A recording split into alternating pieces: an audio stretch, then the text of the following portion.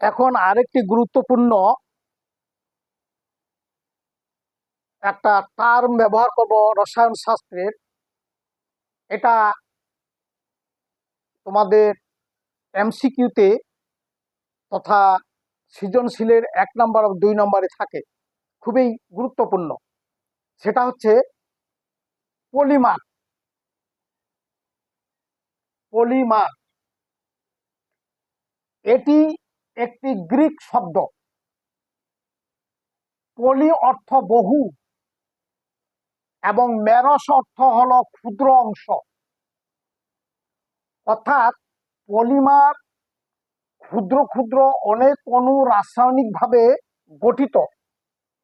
ওয়াহাই polymer. এটা একটি দানবীয় পদার্থ। এর আণবিক ভর 10,000 হতে কয়েক লক্ষ হয়। এই প্রক্রিয়াটিকে পলিমারকরণ বলে।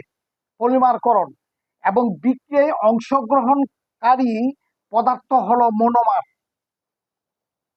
তাহলে কথাটা দাঁড়ালো, পলিমার গ্রিক শব্দ থেকে আসছে। পলি শব্দ অর্থের হলো বহু, মেরস শব্দের অর্থ হইল ক্ষুদ্র ক্ষুদ্র অংশ।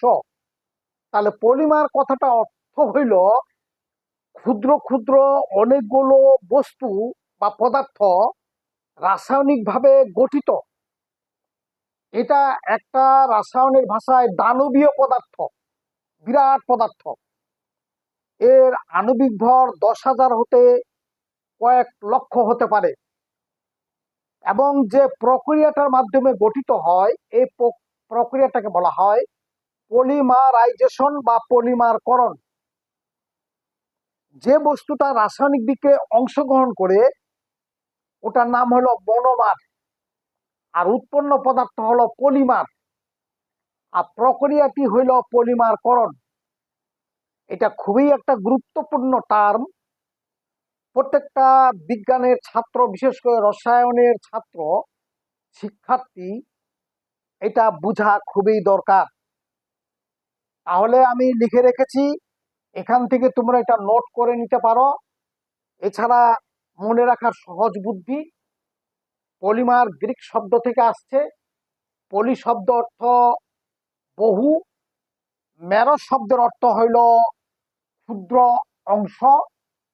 অর্থাৎ পলিমার হলো ক্ষুদ্র ক্ষুদ্র অনেক অণু রাসায়নিকভাবে গঠিত। ওয়াহাই পলিমার। এটি একটি দানবীয় পদার্থ। এর আণবিক ভর 10,000 হতে কয়েক লক্ষ হয়।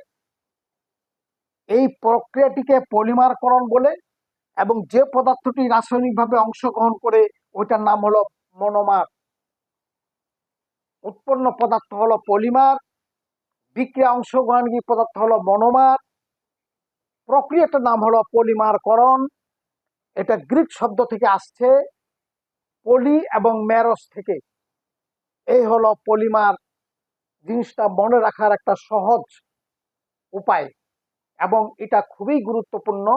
তোমরা পারতপক্ষে এটাকে এই অবস্থায় তোমরা এটা মুখস্থ করে নিবে।